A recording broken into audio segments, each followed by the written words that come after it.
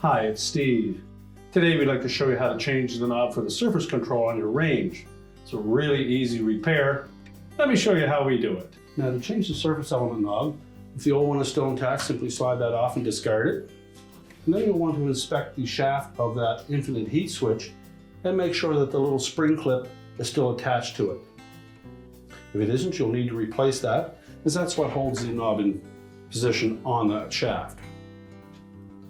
You note inside the center of that shaft there is a rib that will fit into a groove alongside the edge of that shaft.